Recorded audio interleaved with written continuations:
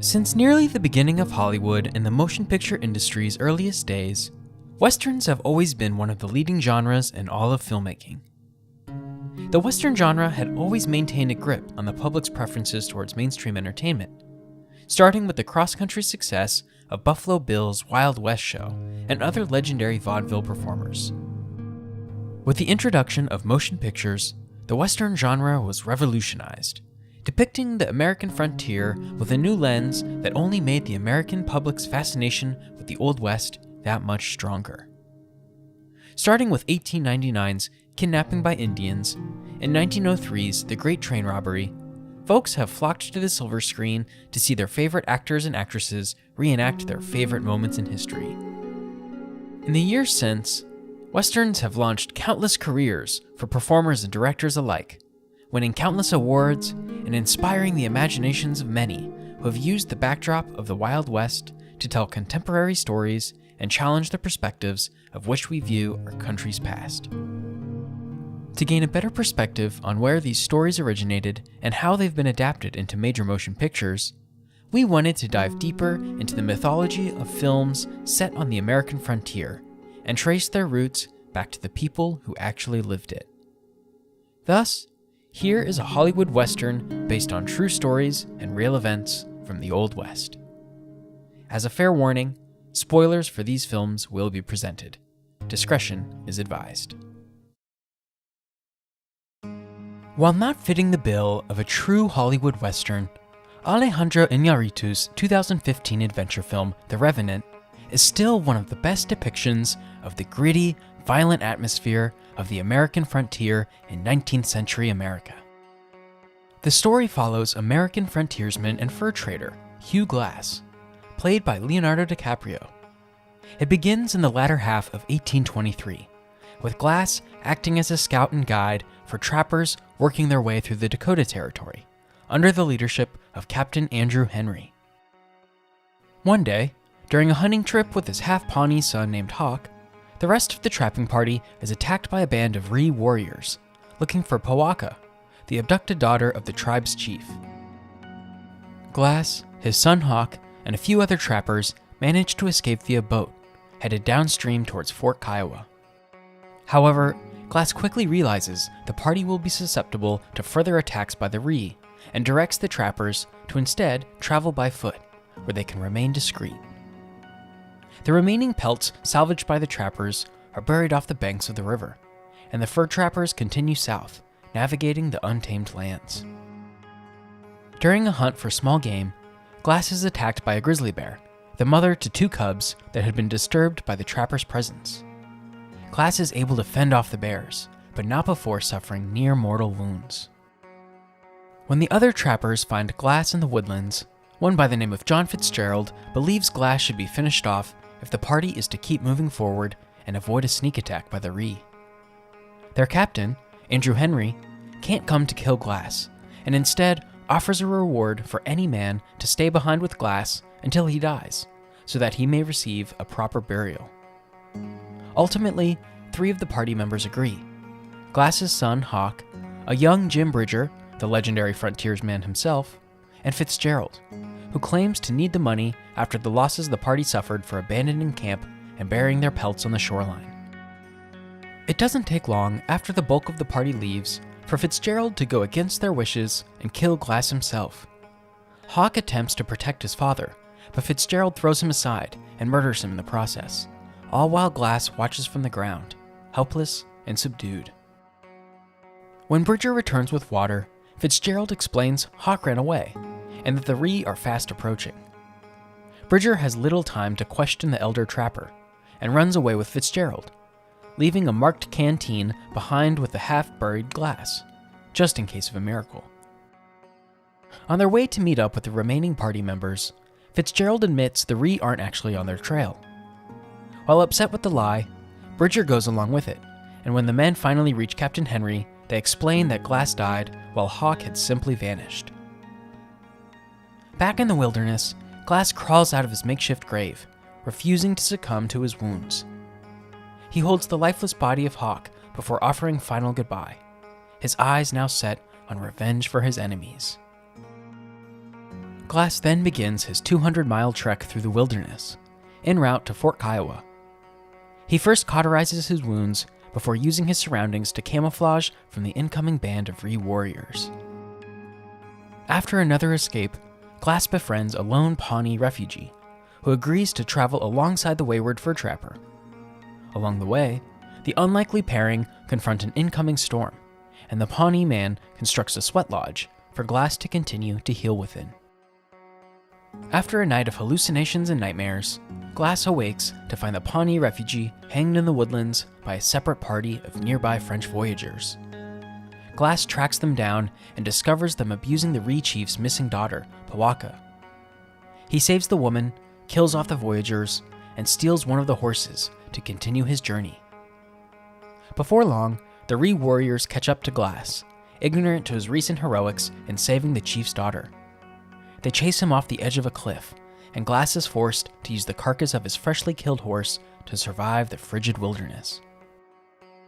Meanwhile, one of the Frenchmen had managed to escape and runs all the way to Fort Kiowa, where Captain Henry and his men are stationed. The Frenchman is carrying Glass's marked canteen, and the young Bridger recognizes it immediately. As such, the original fur trapping party sets out on another quest, while the guilty Fitzgerald empties his safe and flees the camp. Glass is recovered by Henry and his men, and returned to Fort Kiowa, where he alerts the party of Fitzgerald's crimes. Bridger is saved from certain arrest when Glass admits he didn't know about Hawk and was lied to by the scheming Fitzgerald. Glass and Henry then return to the wilderness, dead set on finding Fitzgerald.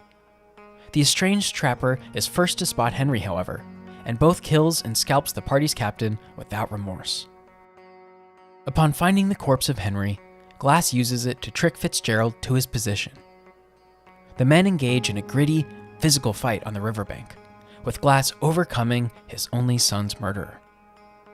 He looks up to see the band of Ree warriors waiting for them downstream, and realizes Fitzgerald can now receive his poetic justice. Glass releases Fitzgerald, and instead of killing him, pushes him down the river where he is slain and scalped by the Ree chief, Elk Dog. With him is his recovered daughter, Pawaka, and the grateful warriors allow Glass's life to be spared. In turn, Glass remains in the wilderness, his vengeful journey complete, and waits for the return of his wife's spirit. The Revenant was a storied production for many reasons. The original concept had been floating around Hollywood since the early aughts, transferred through management companies and talent agencies and countless production offices, until it was tabbed from Mexican filmmaker Alejandro G. Iñárritu.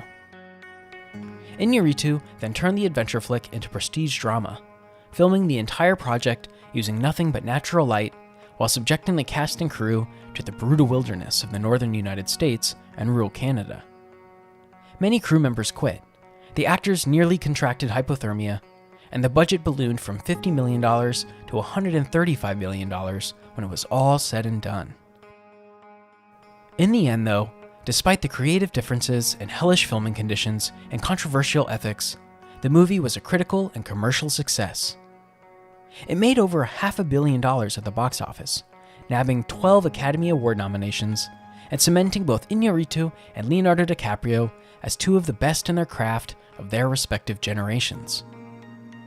However, many filmgoers were curious even after the credits rolled and the movie's celebrations concluded. They wondered how much of that epic could be true. Was Hugh Glass a real person, or a confluence of various legendary trappers? The truth of the matter is, while Hugh Glass was indeed a living, breathing fur trapper and frontiersman of the 19th century America who survived to tell the tale of a gruesome bear attack, that's about where the story begins and ends. Everything else has been processed through various oral retellings, uncorroborated journalism, preserved letters, and old fur traders' memoirs. The movie itself was based on the 2002 novel of the same name, written by Michael Punk and based on the poem The Song of Hugh Glass, and the general folk tales passed down by those who heard of the frontiersman from second- and third-hand accounts. The real story of Hugh Glass has been a topic of contention for years, with his early life being the most unknown. It is said that he was born to Scots-Irish parents in Pennsylvania, and would later become a sea captain by his mid-30s. In the late 1810s, Glass was captured by pirates in the Gulf of Mexico. The pirates told Glass he could either join them or take his chances with the roaring tide below, and Glass ultimately chose survival. The future frontiersman only stuck around for a year or two, before allegedly jumping ship with a fellow pirate and swimming to the shores of present-day Galveston, Texas. Here, he avoided recapture by the infamous pirate Jean Lafitte and made his way north to St. Louis, Missouri, after hearing of cannibalistic Native American tribes that were rumored to sweep the region back in the 19th century.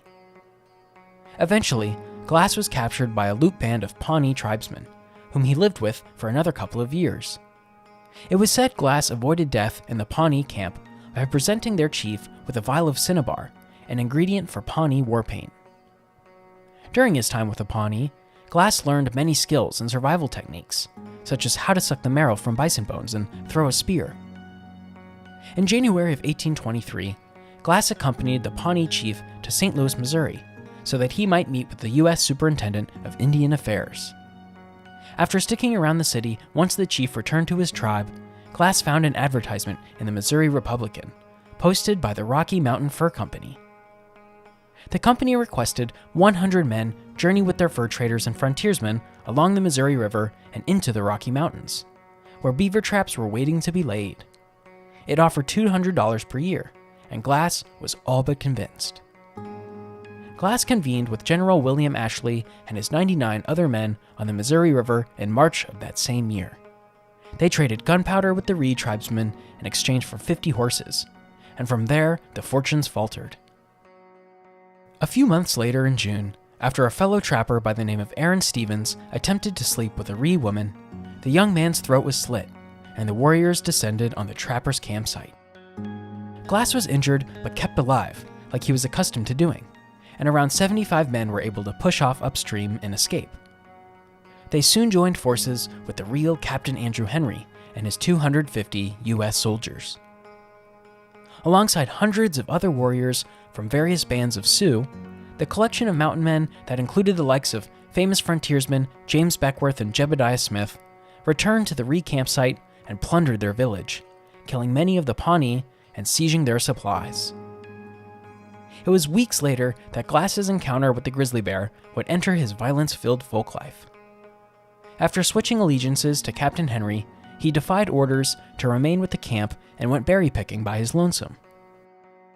During the escapade, Glass was charged by the bear out of protection for her nearby twin cubs. He fired a shot with his trusty .54 caliber Hawken rifle, but it did little to stop old Ephraim from tearing a chunk of flesh from his buttocks and tossing it to her cubs.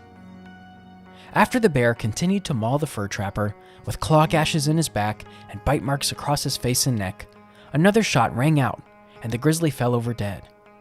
It's unknown whether Glass fired this fatal shot himself, or one of the 2 hunters designated to find game showed up in the nick of time. Regardless, the hunters alerted the rest of the party, and Glass was kept alive by torn pieces of cloth, keeping his open wounds together. They carried him on a branch-built litter for a few days before realizing their pace could no longer be slowed by the injured Glass. This is where reality does cross over with the Revenant.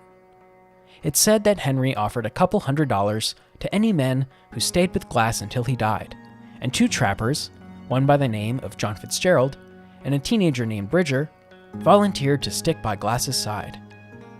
Where truth separates from fiction, however, is what happens afterwards. Fitzgerald simply tells Bridger it isn't worth sticking around in case the Ree return, and takes off with Glass's supplies, including his gun.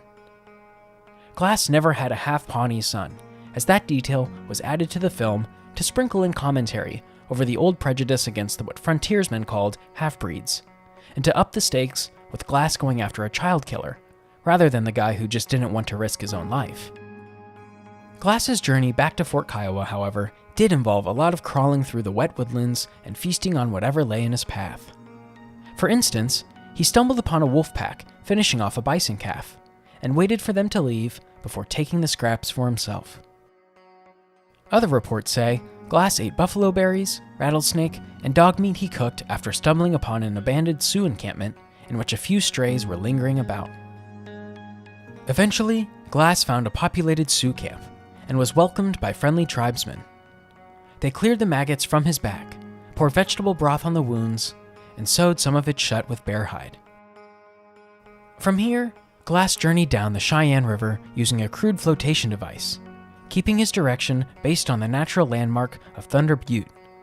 When he was hungry, he'd forage edible roots and berries on the shoreline, trekking another 6 weeks till he arrived at Fort Kiowa.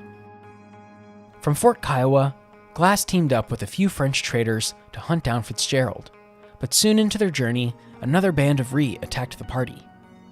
Everyone was killed except for Glass, who was saved by a sympathetic Mandan warrior on horseback. In the middle of his second 400-mile mission, Glass arrived at a smaller fort en route to Fort Henry, where he resupplied and gathered intel for his revenge tour. In an unbelievable twist, the Re-warriors attacked Glass's location once again, but he seemed to be invincible. Glass avoided capture and spent another few weeks in the wilderness, chasing down Bison Calf with his renewed ability to walk. Finally bequeathing Fort Henry with his presence, Glass made contact with Bridger, who he remembered was just a teenager, and gave him a stern talking to before sparing his life. In February of 1824, Glass took a hiatus in his search for Fitzgerald and helped a dispatch of men delivering mail to Fort Atkinson of present-day Nebraska. During a stop in the Black Hills, Glass and the party found a resettlement made up of nearly 40 lodges. The men, hoping to remain peaceful, arranged a fair trade between the Ree chief and the Frontiersman. All was well as the men smoked a pipe with the band's chief, until some of them noticed a few of the tribesmen were quietly stealing their supplies behind their backs. Glass rounded up his men in a flash, and they ran away from the encampment. The Ree hopped up on their horses and pursued the men into the wilderness, killing 2 of Glass's men. Glass himself was separated from the survivors and was forced to live off the land once more, surviving with just a knife and some flint for hundreds of miles. Glass then ventured back south to Fort Atkinson, where Fitzgerald had ended up as a newly minted U.S. Army soldier. By this point in 1824, Glass had spent more than a year searching for the man who left him to die, only to learn he wasn't able to kill him. You see, upon arriving in Fort Atkinson hell-bent on completing his task of vengeance, Fitzgerald's superior, Captain Bennett Riley, informed Glass that Fitzgerald was now property of the United States government. Killing a U.S. soldier would mean Glass would have to stand trial for murder, certain to be convicted and sent to prison, or worse, sentenced to a death he would not actually be able to escape. Glass hadn't come this far, only to end up behind bars, and accepted the captain's orders.